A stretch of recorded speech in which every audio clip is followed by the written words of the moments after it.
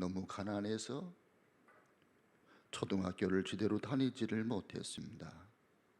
12살 때에 그는 런던의 한 서점 점원으로 일하면서 책 읽기를 시작을 했고요.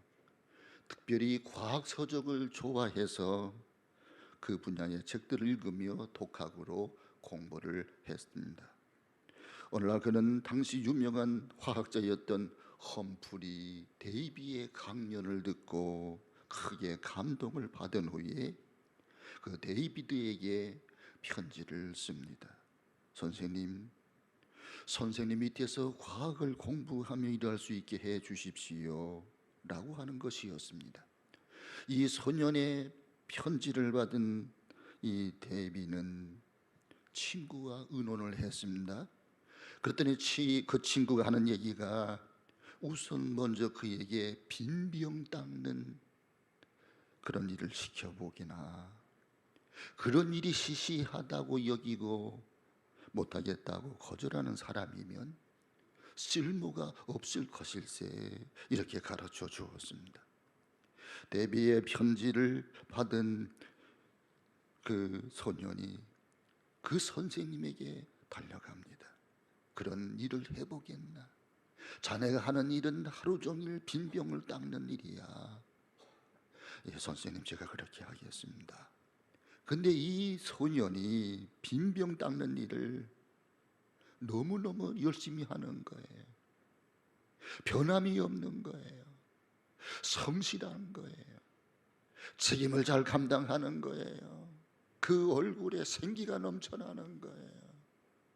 입에는 휘파람 소리를 그렇게 불러가면서 열심히 빈병을 닦고 그릇을 닦고 그렇게 충성을 하는 거예요. 이것을 쭉 지켜보았던 데이비는 그를 조수로 채용하고요, 그 소녀는 전자기학의 세계적인 대부가 되었던 겁니다. 우리는 작은 일에 충성해야 돼요. 내 맡은 일에 최선을 다해야 됩니다. 환경을 탓하지 말고 상황을 크로즈업시키지 말고 내가 하나님께 받은 그 일을 충성스럽게 감당할 때에 하나님은 더 큰 일을 맡겨주시는 거예요. 누가복음 16장 10절에 주님은 그렇게 말씀합니다. 지극히 작은 것에 충성된 자는 큰 것에도 충성되고 지극히 작은 것에 불의한 자는 큰 것에도 불의하느니라. 여기 사도 바울은 자기 자신을 나는 그리스도의 포로 되었습니다, 이렇게 고백하고 간증합니다. 나는 그리스도에게 붙잡혔습니다. 여기 바울이 내가 그리스도에게 포로 되었다, 붙잡혔다, 이 단어가 원어에 보면 카타르넨 스텐이라는 단어를 씁니다. 이것은 붙잡혔다, 포로가 되었다, 그런 뜻입니다. 사실 사도 바울은 다메섹 도상에서 예수의 포로가 됩니다. 그는 스데반을 죽이는 데 앞장을 섰습니다. 지극히 그는 유대주의자였습니다. 유대교의 광분이었습니다. 예수를 믿는 사람들이 나타나고 복음을 증거하고 여기서 많은 사람들이 거기로 몰려가고 유대주의자였던 이 사울은 너무 기분이 나빴습니다. 그래서 스데반을 죽이는 데 앞장을 서고요, 저 예수 믿는 사람들이 피난을 갔는데 저 다메섹까지 피난을 갔다는 정보를 듣고요, 대제사장에게 공문을 자기가 받아서 예수 믿는 사람을 잡아서 감옥에 쳐넣고 씨를 말리려고 다메섹까지 쫓아가는 거예요. 그 예루살렘에서 다메섹까지 거리가 1000km입니다. 그 1000km를 예수 믿는 사람을 잡아서 씨를 말리려고 혈기가 살기가 등등 해가지고요 쫓아가는 거예요. 그런데 직가라고 하는 거리에서 갑자기 태양보다 더 강한 광선이 이 사울을 덮쳐버려요. 그래서 사울이 쓰러져 버립니다. 널브러졌습니다. 그 순간 눈이 멀어버렸습니다. 아무것도 볼 수 없었고 아무 말도 하지 못하고 먹을 수도 없고 마실 수가 없었습니다. 그냥 널브러져 자빠져 있는 거예요. 이때 하나님이 아나리아에게 말씀합니다. 가서 사울을 도와주라. 아니 주님, 그 사람은 스데반을 죽이는데 앞장선 사람이고요, 예수 믿는 사람을 잡으려고 이렇게 다메섹까지 쫓아온다는 정보가 있는데요, 이런 사람을 가서 회복시켜 주라고요. 그 사람은 주의 성도들에게 적지 않은 해를 끼쳤습니다. 그러자 주님이 말씀하십니다. 사도행전 9장 15절 16절에 주께서 이르시되 가라, 이 사람은 내 이름을 이방인과 임금들과 이스라엘 자손들에게 전하기 위하여 택한 나의 그릇이라. 그가 내 이름을 위하여 얼마나 고난을 받아야 할 것을 내가 그에게 보이리라. 아나니아가 순종을 합니다.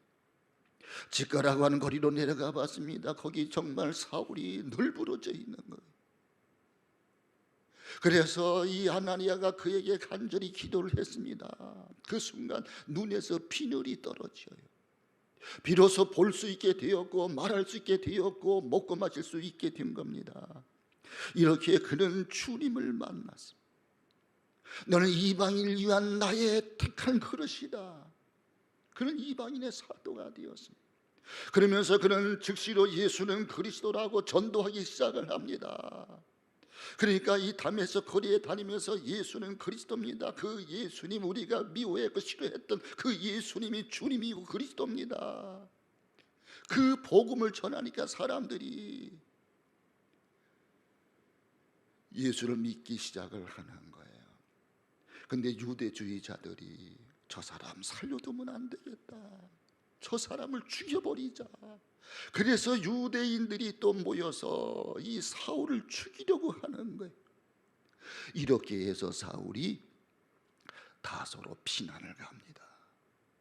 거기서 그는 4년 5년 동안 열심히 기도에 정진합니다.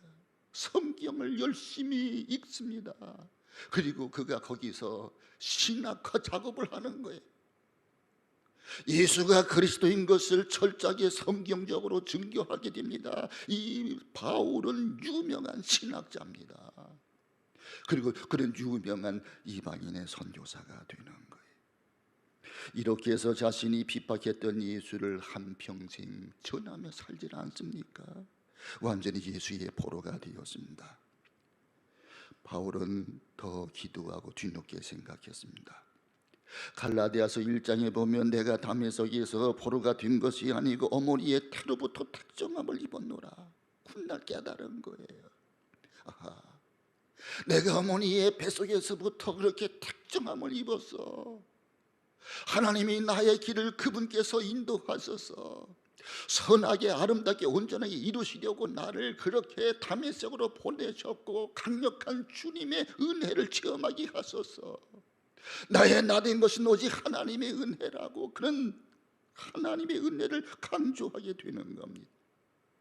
내가 길리기아 다소에서 태어났고 가말리엘 밑에서 공부를 해서 청령 박사가 되었고 이 모든 사실이 결코 우연이 아니라 어머니의 뱃속에서부터 이방인의 사도를 위하여 택정과 정함을 입었다고 그런 고백을 하게 됩니다. 그런 예수 그리스도께 사로잡힌 사람이 됐습니다. 여러분, 우리가 2022년도에는 사명에 붙잡히고 예수님께 붙잡힌 한 해가 되길 주 이름으로 축원합니다. 오늘 본문의 말씀 통해서 예수 그리스도께 사로잡힌 사람이란 제목으로 말씀을 증거하려고 그래요. 예수님께 사로잡혔기 때문에 바울은 그 이후에 35년 동안 오직 주만 바라보고 살아도 주를 위해 살고 죽어도 주를 위해 죽나니 사나 죽으나 주의 것이로다. 그가 옛날에 자랑했던 것들을 이젠 다 하찮은 것으로 여기고 유익하게 생각했던 것을 무익하게 여기고 그런 것들을 심지어 배설물 똥으로 여기고 오직 예수를 아는 것이 가장 고상하다고, 살아도 예수, 죽어도 예수, 떠나도 예수, 거해도 예수, 오직 예수, 예수로 그가 충만하게 살았던 겁니다. 바울이 어떻게 예수님께 사로잡혔는지 오늘 말씀 보면 첫 번째, 바울은 예수님을 철저하게 본받았습니다. 우리 한번 따라 합시다. 예수님을 철저하게 본받자. 오늘 말씀 17절을 같이 읽겠습니다. 17절 말씀입니다. 형제들아, 너희는 함께 나를 본받으라. 그리고 너희가 우리를 본받은 것처럼 그와 같이 행하는 자들을 눈여겨보라. 바울에게 있어서 예수님은 그리스도입니다. 하나님이에요. 주님입니다. 멘토고 선생님이에요. 그래서 바울은 예수님을 철저하게 본받아요. 나는 그리스도에게 속했습니다. 그런 어떤 상황, 절망적인 상황 속에서도 기도하게 됩니다. 유라굴로 광풍을 만났을 때, 14일 동안 구원의 여망이 전혀 없었을 때에 많은 사람들이 절망을 보고 자살을 기도하는 그 순간에 그는 하나님께 부르짖어 기도합니다. 그때 하나님의 천사가 바울에게 나타났습니다. 바울아, 너 때문에 이 뱃속에 타고 있는 276명의 생명을 내가 보존해 주리라. 그 이튿날에 그 바울이 그 모든 그 배에 타고 있는 사람들에게 말하잖아요. 어젯밤 주님께서 내게 말씀했습니다. 나는 그런 주님께 속했습니다. 여러분 생명에는 이상이 없을 겁니다. 이 배에는 짐에는 이상이 있을지라도 여러분 생명에 이상이 없을 것입니다. 나는 내게 말씀 그대로 되리라고 하나님을 믿습니다. 그러면서 자기는 철저하게 예수님께 속했고 하나님께 속해 있는 것을 증거하잖아요. 예수님도, 그 완벽하신 예수님도요, 하나님 아버지께 철저히 순종하시잖아요. 아버지, 할만하시거든 이 잔을 내게서 옮기시옵소서. 그런 내 뜻대로 마옵시고 아버지 뜻대로 하옵소서. 성자 예수님은 성부 하나님 아버지께 철저하게 순종합니다. 때가 참에 예루살렘으로 들어가시고요, 때가 참에 십자가를 지시기로 결심하고요, 마침내 그 뜻을 이루시잖아요. 우리도 예수님께 철저히 속하기를 바랍니다. 언젠가 리더스 다이제스트의 특집 기사는 희망의 마라톤이라고 하는 제목의 글이 나왔습니다. 이 기사의 주인공이 되는 사람이 테리 폭스라고 하는 분인데 캐나다의 청년입니다. 그가 그렇게 유명해진 이유가 있어요. 18살에 암으로 오른쪽 다리를 절단하게 됩니다. 불구자가 됐잖아요. 불구자가 되었음에도 불구하고 그는 오른쪽 다리에 의족을 하고 그 캐나다 넓은 땅 대륙을 횡단하는 마라톤을 하게 됩니다. 여러분, 성한 사람도 마라토너들도 자기 건강한 2다리를 가지고 그렇게 이 캐나다 대륙을 횡단하는 거, 이게 불가능해요. 그런데 의족을 하고 무려 143일 동안 5084km를 걸어서 갑니다. 걸어가고 뛰어가고. 그가 마라톤을 한 목적은 의족을 한 장애인이라 할지라도 무슨 일든지 할 수 있다, 무한한 가능성을 사람들에게 보여주고 싶어요. 내 안에 계신 예수님, 내게 능력 주시는 자 모든 것을 할 수 있느냐 말씀하신 그 주님을 닮아서 나도 다리가 이렇게 암으로 잘려졌지만은, 그래서 불구자가 되었지만 이런 장애인들도 얼마든지 할 수 있습니다. 하나의 목적은 나와 같이 암으로 고통받는 사람들을 어떤 길로든지 도와주고 싶었던 거예요. 그래서 그 결과로 이렇게 마라톤을 하는 동안에 온 세계의 사람들이 감동을 받아요. 저렇게 쩔뚝거리며 캐나다를 횡단하는구나, 포기하지 않는구나, 절망하지 않는구나.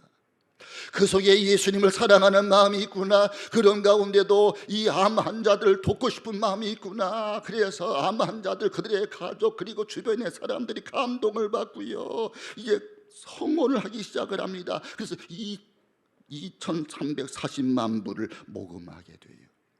기네스북의 최고 기금 모금가로 기록될 만큼 그렇게 훌륭한 일을 해냈고요, 이 돈을 암 연구센터에 기증하게 됩니다. 그런 사실 불행했잖아요. 어린 나이에 암이 걸렸으니까요. 어느 쪽 다리를 잘라냈으니까요.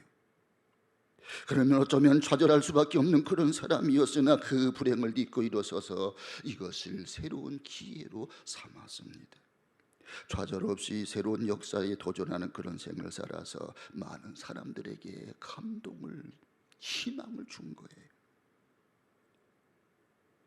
바울은 고린도서 7장 13절에 값으로 산 것이 되었다고 그렇게 고백해요. 나를 대신해서 예수님이 값을 지불하셨다고. 그 예수님이 이 대속 값을 그걸 주님께서 지불하셨는데 그 예수님이 자기 생명을 바치신 거잖아요. 십자가에 달려 죽으심으로 나에 대한 하나님의 사랑을 그렇게 확증해 주셨고요, 자신의 생명을 그렇게 우리의 죄값으로 내어주신 겁니다. 그리고 나를 구속하셨습니다. 속전을 지불하시고 마침내 나를 구원하신 겁니다. 그러므로 내가 예수를 믿는다는 것은요, 내가 그리스도의 예수께 팔린 몸이다. 나는 그리스도의 노예다. 그리스도의 노예는 내 마음대로 살 수 없는 그런 자유가 없단 말입니다. 내 마음대로 살 수 없어요. 그분을 위해서 사는 거예요. 왜? 그분이 내 값을 지불하셨으니까. 그래서 바울이 즐겨 사용하는 구절이 있습니다. 그리스도의 종된 나 바울은 어느 교회 교인들에게 편지하노니 너에게 은혜와 평강이 있을지어다. 그리스도 안에 있는 나 바울은, 그리스도의 종된 나 바울은, 그러면서 바울은 자기는 주님의 종이라는 말씀을 즐겨 사용하는 겁니다. 에베소서 1장 1절에 보면 하나님 뜻으로 말미암아 그리스도 예수의 사도된 바울은 에베소에 있는 모든 성도들과 그리스도 예수 안에 있는 신실한 자들에게 편지하노니. 오늘 여기 빌립보서 1장 1절에도 보면 그리스도 예수의 종 바울과 디모데는 그리스도 예수 안에서 빌립보에 사는 모든 성도와 또한 감독들과 집사들에게 편지하노니. 본헤보라고 하는 독일의 신학자요 순교자인 그분이 옥중에서 쓴 편지가 있어요. 그게 옥중 서신이라고 하는 거예요. 독일의 히틀러가 그렇게 세계대전을 일으키고 수많은 사람들, 이 양심과 자유에 의지하여 살아가는 사람들을 비박을 할 때, 유대인 600만 명을 죽여갈 때에 그때 이 본헤보의 한 말을 여러분 기억해 보십시오. 나는 어떤 자일까? 이 고독한 물음이 나를 비웃는다. 얼마나 멋있는 이야기입니까? 나는 어떤 자일까? 하나님 당신은 아십니다. 나는 당신의 것입니다. 여러분, 내가 어떤 자냐 물을 것도 없다는 것입니다. 나는 당신의 것입니다. 그러면 내가 어떤 자일까라고 묻는 것 자체가 웃음거리라고 하는 그분의 말씀이에요. 여러분, 인생이라고 하는 것은 그가 누리는 자유만큼 인생은 행복한 거예요. 돈을 많이 벌었다고 성공한 게 아니고요, 돈을 많이 벌어서 그것을 하나님 영광을 위해서, 선교를 위해서, 교회를 위해서, 이웃을 위해서 선하게 아름답게 쓰였다면, 그리고 그가 기쁘게 살았다면 그 사람은 자유자입니다. 성공자입니다. 그러나 그렇게 돈을 많이 벌었지만 자기만을 위해서, 그가 세상 쾌락을 위해서 산다면 그 사람은 자유자가 아니에요. 육신의 정욕, 죄의 노예가 되고 마는 것입니다. 권력을 얻었다고 성공한 사람입니까? 권력을 악하게 사용하며 많은 사람들을 불행하게 만들고요, 나라를 구렁텅이에 빠뜨리고요, 자신도 불행해지게 되잖아요. 사실은 권력보다 더 얼마나 자기가 자유하느냐, 거기에 문제가 있는 겁니다. 이로 인해서 국민들이 행복해하고 국민들의 나라가, 국가가 더 부강하고 발전했다면 그것은 아름답고 귀한 권력이지만은, 그 권력이 자기 자신을 위해서, 자기 패거리를 위해서 쓰여진다면 그 권력은 국민들을 불행하게 만들고 국가를 어렵게 만드는 거예요. 한때 천하를 호령했던 권력자들을 보면 검찰청에 다니는 자 바쁜데 아주 불행합니다. 어쩌다 이렇게 인생이 망가졌나? 그러므로 여러분, 성공과 실패는 그가 누리는 자유에 있는 겁니다. 유명한 토스토이는 독서이바퀴라고 하는 그 책 속에 이렇게 말합니다. 인간은 노예이지 않으면 안 된다. 인간은 무엇인가 완전히 붙들려 사는 것이 좋다. 그런데 문제는 선택된 바의 노예여야 하고 또 누구의 노예여야 하는 것이 문제이다. 자기 정욕의 노예가 되면 죄의 노예요. 그러나 자원하는 하나님의 노예가 되면 참으로 자유한 영혼이다. 그렇게 말하고 있습니다. 미국의 예일대학 노니 타워 박사님이, 그 연구팀이 6년 동안 열심히 연구를 했어요. 그리고 내놓은 결론이 있습니다. 그 결론이 무엇인가 보니까요, 공적아나 애적아는 보통 사람보다 일찍 죽는다는 거예요. 여러분 동의하십니까? 내가 공처가가 되어서 애처가가 되어서 그러면 부인이 좋아할 텐데, 그런데 다른 사람들보다 일찍 죽는다는 연구 결과입니다. 동의합니까? 요즘 젊은 사람들은 동의가 안 될 거예요. 그러면 왜 일찍 죽느냐? 연구를 해봤더니 남편에게 의존하지 않고 남편이 아내에게 의존해서 공처가가 된다고 할 때에 이 남편이요, 아내가 병들면 어떡하나, 아내가 죽으면 어떡하나, 그런 염려 근심이 너무 많아서 그 염려 근심 때문에 스트레스가 되어서 일찍 단명하다라는 거예요. 그러면서 그분들이 연구 결과를 내놓은 게 뭐냐, 성경적인 말씀을 하는 거예요. 성경적으로 살아가니까 행복하고 이혼도 덜하고 가정도 건강하고 본인들도 오래 살더라는 거예요. 성경은 뭡니까? 성경은 아내가 남편에게 복종하는 거예요. 남편은 아내를 사랑하는 거예요. 그게 성경적 진리예요. 그렇게 사는 사람들이 행복하고 이혼도 안 하고 오래 살더라는 거예요. 남편이 아내의 눈치를 보고 집에 들어가기 100m 전부터 설설 기고 기처가가 되어서, 이 공처가가 되어서, 애처가가 되어서 그렇게 가서 아내 눈치를 보고 이렇게 사는 사람이 행복하고 오래 살 것 같았는데 아니더라 그 말이에요. 이혼율이 높아지고요, 깨지더라는 겁니다. 왜요? 성경적 진리가 진리더라 그 말씀이에요. 오늘 집에 가셔서 당신 오래 살겠어, 나도 당신 때문에 오래 살겠어, 한번 그렇게 얘기해 보세요. 성경이 답입니다. 여러분, 우리가 무엇인가 매여 사는 거예요. 아내는 남편에게 매여 사는 거예요. 이건 자원하는 매임이에요. 주 안에서의 매임입니다. 남편은 아내를 자기 몸처럼 사랑하고 그리스도가 교회를 위해서 사랑하듯이 십자가를 내어주듯이 그렇게 사랑하고요. 그게 성경적 가정이잖아요. 우리는 그리스도에게 매여야 되는 거예요. 그리스도 안에서 자유예요. 그리스도 안에서 성경적 가치관 속에서 우리는 자유예요. 성경적 가치를 무너뜨리면 성경이 필요 없다. 요즘 세상 사람들이 이야기하는 것도 자살도 문제가 아니고 죄도 아니고, 낙태도 죄가 아니고, 간음도 죄가 아니고, 개인적인 것이고 동성애도 죄가 아니고, 이 세상적인 어떤 기준이 우리의 삶과 생활을 지배하는 것이 될 때 그것이 자유하고 행복하더냐 이겁니다. 아니라는 겁니다. 성경적 가치 기준을 가지고 살아갈 때 인류가 행복하고 가정이 행복하고 개인이 건강하고 오래 살더라는 거예요. 돈을 지극히 사랑하면 돈의 노예가 돼요. 명예에 매인 사람 결국은 비참해집니다. 자기 지식과 편견에 매인 사람 교만해집니다. 아무리 생각을 바꾸려고 노력해도 못 바꾸고 끌려가는 이 불쌍한 사람, 이것은 자기 인식의 노예요, 절망의 노예요, 감정의 노예요, 죄의 노예가, 마귀의 노예가 되고 마는 거예요. 여러분, 나쁜 습관에 걸린 사람들이 있잖아요. 알코올 중독에 빠져요. 계속 술을 즐기다가, 담배를 즐기다가 그 담배 중독에 빠지고요, 약물 중독에 빠지고요, 마약 중독에 빠지고요, 섹스 중독에 빠지고요, 결국은요 비참해지는 겁니다. 여러분, 한때 인기 많고 돈 많고 재주 많던 개그맨 연예인 이주일 씨가 60이 안 된 나이에 담배를 너무 많이 피우다가 폐암 환자가 돼서 죽어가면서 남긴 말이 뭔지 아십니까? 여러분, 담배 피우지 마세요. 담배 피우면 나처럼 폐암에 걸려요. 그게 죽으면서 한 얘기입니다.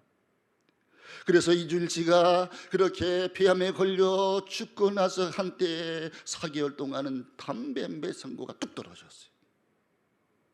근데 4개월 지나고 나니까 담배 매생고가 전보다 더 많이 올라간 거예요. 담배라고 하는 것, 그 한 가지를 헤어나지 못하는 것입니다. 이게 인간입니다. 인간은 죄를 헤어나지를 못하는 거예요. 얼마나 불쌍한 존재입니까? 저는 가끔 그런 생각을 합니다. 시편 128편에 보면 여호와께서 그 사랑하시는 자에게 잠을 주시는도다. 그 잠이 무엇입니까? 자유한 자에게 주시는 축복이에요. 모든 근심, 걱정, 두려움을 다 내게 맡겨라. 내가 맡아주리라. 주님께 맡기고 평안할 수 있는 사람은 그 사람은요 자유자입니다. 그래서 그건 선물이에요. 하나님 주신 선물이에요. 그래서 소중한 거예요. 자유인에게 주시는 특권입니다. 여러분, 잠이라는 것조차도 그냥 주어지는 게 아니에요. 그 심령이 자유할 때에 하나님이 주시는 선물이에요.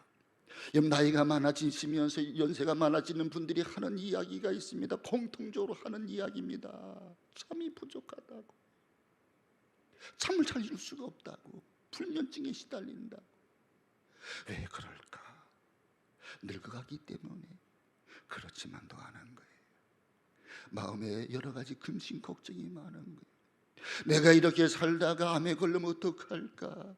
나의 미래가, 내가 이제 직장에서 쫓겨나면 나는 가난해질 텐데, 우리 자녀들을 나에게 효도하지 않을 텐데, 내가 이렇게 아프다가 죽을 때 내가 요양원에 가지 않을까? 요양원에 가면 내가 그렇게 오랫동안 요양원에서 살지 않을까? 염려, 근심, 걱정이 너무 많은 거예요.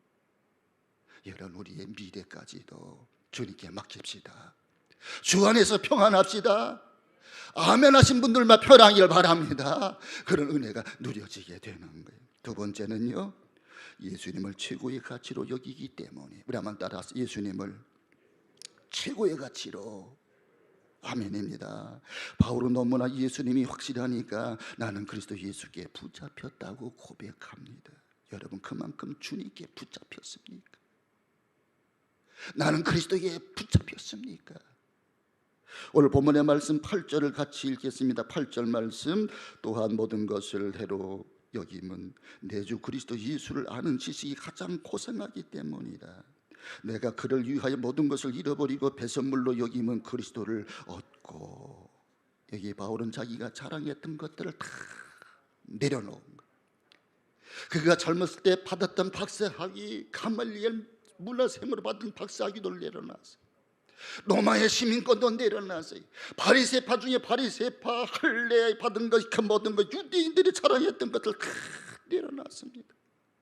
세상적으로 성공하는 것, 그가 장차 이 유명한 교법자가 되는 것, 그 모든 것을 다 내려놓은 겁니다. 부귀, 영화, 돈, 출세, 성공, 신분 상승, 이 모든 것들을, 유익하던 것들을 무익하게 여기고, 심지어 배설물 똥으로 여기고.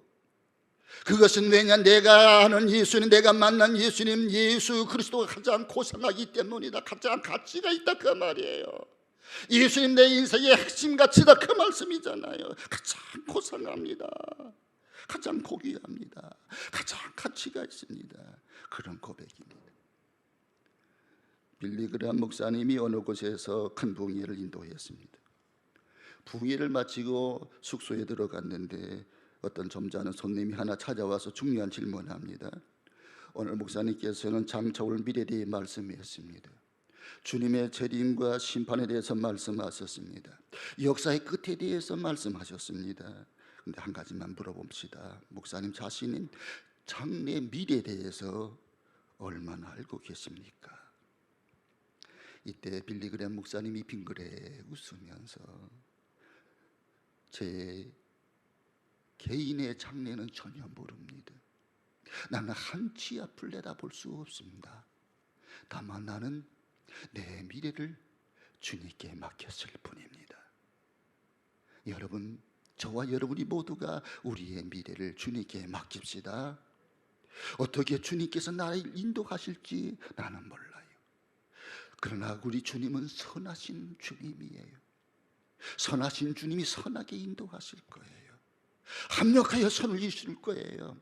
우리의 미래, 나이가 들어서 몸이 약해지고 아파지고 요양원에 가고 어떻게 고통스럽게 죽을 텐데, 여러분 그런 거 따지지 말고 생각하지도 말아요. 그냥 주님께 맡기세요. 맡기고 평안하세요. 다만 주님은 좋으신 하나님, 선하신 하나님, 합력하여 선을 이루시는 하나님. 나는 다만 주님의 영광을 위해서 살리라. 내 인생의 목적이 주님께 붙잡혔습니다. 내 인생의 가치가 주님께 붙잡혔단 말입니다. 도대체 여러분, 나는 어디서 왔습니까? 무엇을 위해 삽니까? 어디로 갑니까? 나의 삶의 목적은 무엇입니까? 그 자체가 주님이라는 거예요. 나는 주님이 명하셔서 이 땅에 태어났습니다. 이 포항 땅 흥에서 살게 되었습니다. 하나님 영광을 위해서 우리는 쓰임받다가 우리의 사명이 끝나면 주님께서 우리를 부르실 텐데, 그때 우리가 주님만 바라보고 주님 의지하고 아멘 주 예수여 어서 오시옵소서, 주님을 우리가 생전에 재림하신 예수를 만날 수만 있다면 그렇게 만나면 좋겠고, 주님이 재림 전 내가 먼저 떠나간다면 어여시 주님 앞에 설 수 있으면 그것으로 만족하고, 유명한 말 있지 않습니까? 사는 것이 그리스도니 죽는 것도 유익함이라. To live is Christ, to die is gain. 유명한 말입니다. 사는 것 자체가 그리스도요, 내가 살아있는 것만 아니라 앞으로 내 모든 생까지도 오직 그리스도를 위해서, 그렇게 목적이 그리스도에게 붙들렸다는 거예요. 그래서 바울은 고린도후서 5장에서 이렇게 말합니다.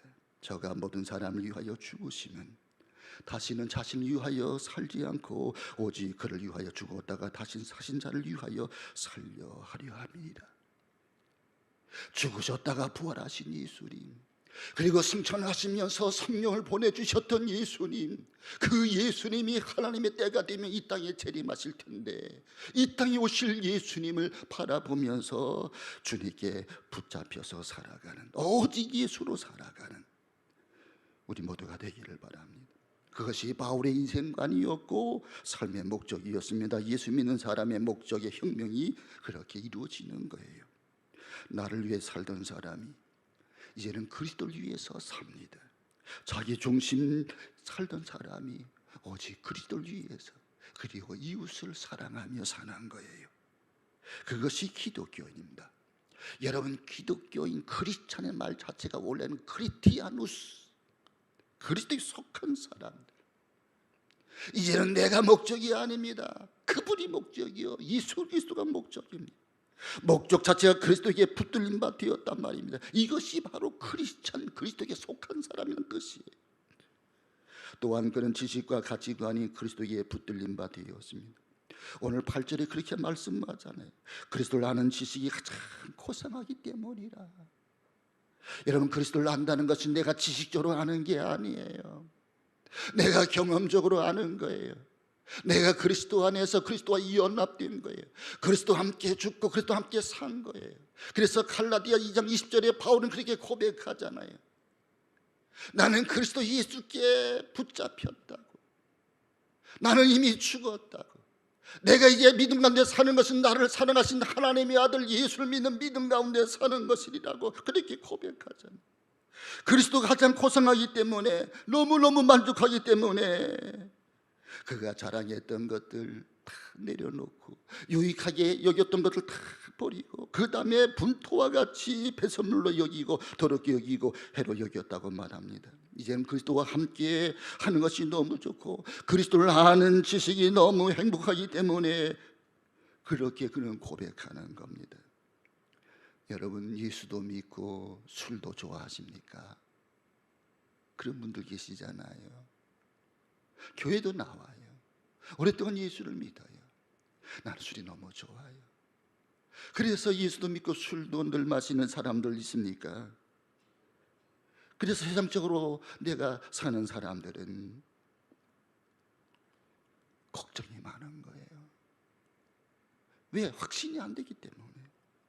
어떤 분이 술도 좋아하고 세상적으로 살았습니다. 근데 교회도 있다고 나갔습니다. 근데 그 사람이 죽었습니다. 죽으면서 걱정이 되었습니다. 나는 틀림없이 지옥 갈 텐데, 그런 생각이 들어요. 근데 그가 죽었는데 마침 베드로가 나타나셨습니다.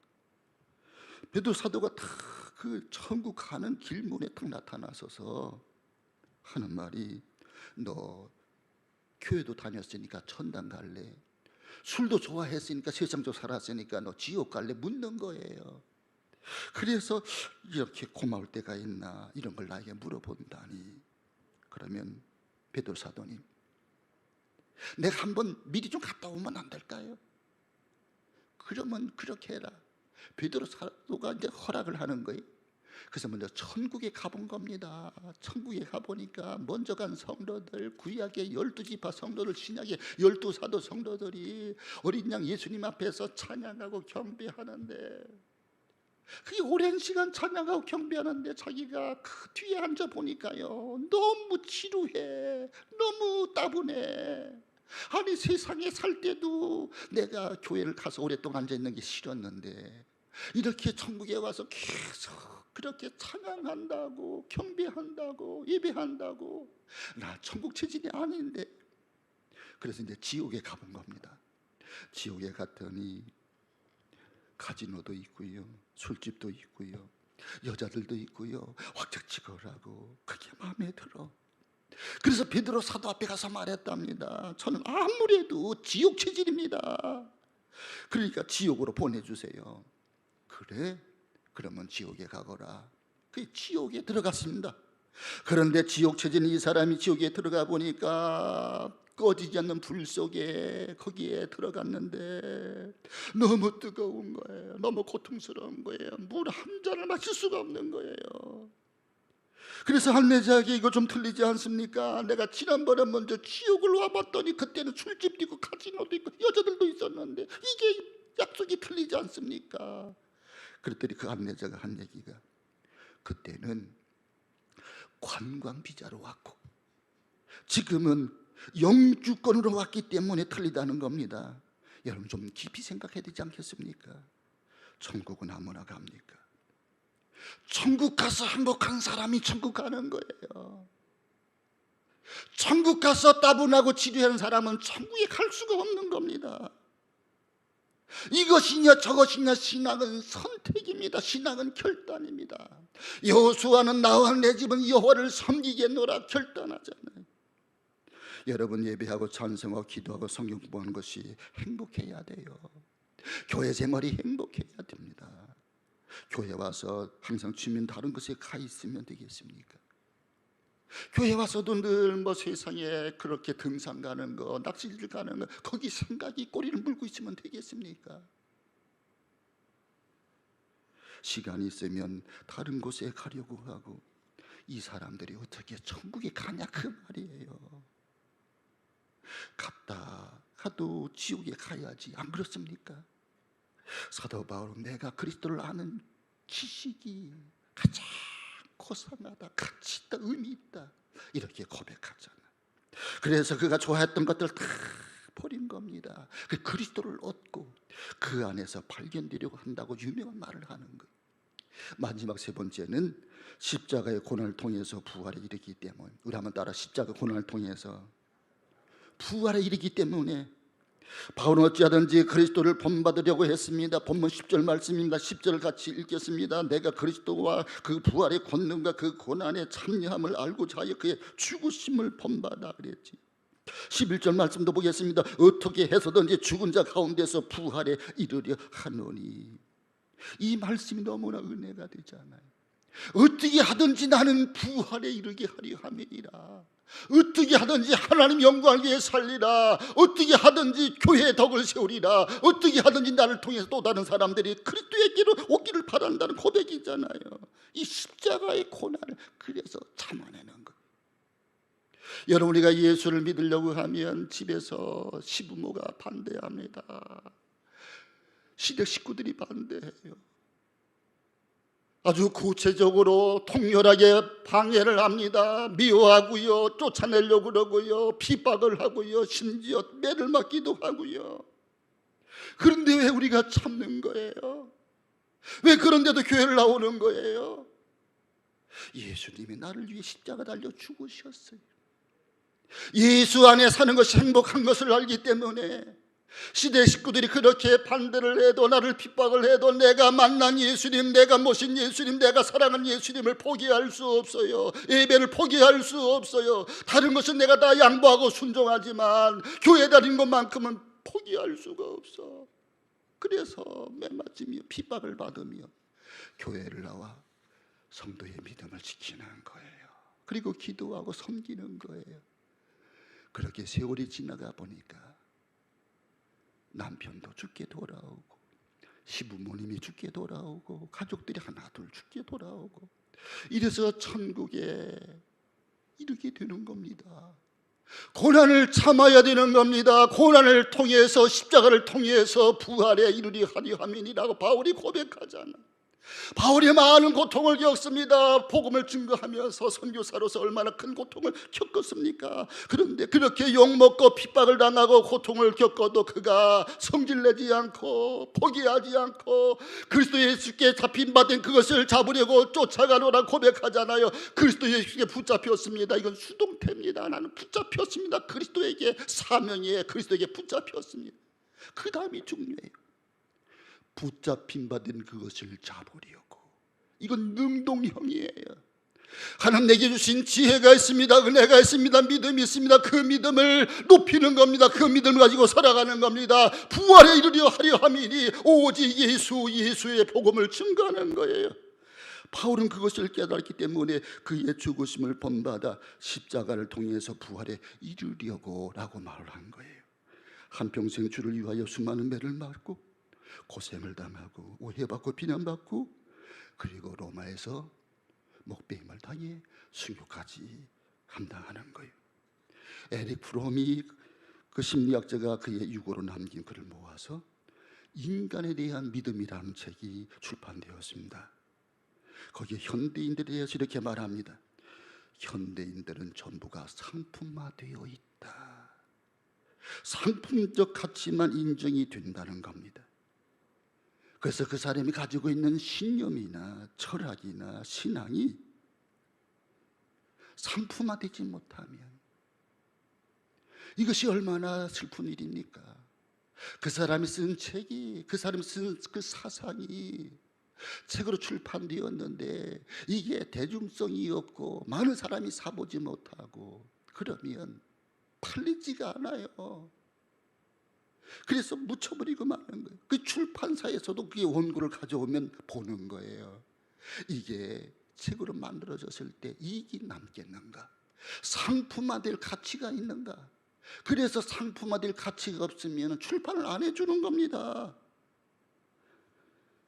여러분, 바울은 이렇게 말합니다. 너희 믿음의 재물과 봉사 위에 내가 나를 관제로 드릴지라도 나는 기뻐하고 너희 무리 함께 기뻐하리라. 너희를 위해서라면 내가 이대로 죽어도 좋다. 이런 확신입니다.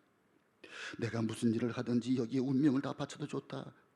그런 확신을 하는 거예요. 여러분, 우리가 권태가 찾아옵니까? 그래서 좌절하고 절망합니까? 내 삶에 대한 동기가 약하기 때문에. 내 삶의 동기가 뭡니까? 내가 무엇을 위해 삽니까? 내가 무엇을 향해 살아갑니까? 어디로 가고 있습니까? 문제는 속도가 아닙니다. 방향입니다. 나는 그리스도에게로 달려가고 있는 거예요. 그것을 잡으려고 쫓아가노라. 잡혔다는 것은 노예입니다. 쫓아가노라 그 자유인입니다. 잡히는 것은 비동적이고 쫓아간다는 것은 능동적입니다. 여러분, 잡힌 바를 잡으려 쫓아가는 거기에 성공이 있고 행복이 있는 거예요. 행복하게 살아가는 우리 모두가 되실 주의 이름으로 축원합니다. 그리스도에게 붙잡혀서 이제는 우리가 끌려가는 것이 아니라 붙잡힌 바를 잡으려고 쫓아가는 성공적인 신앙생활 우리 모두가 되기를 주의 이름으로 축원합니다. 하나님 아버지 감사합니다. 내가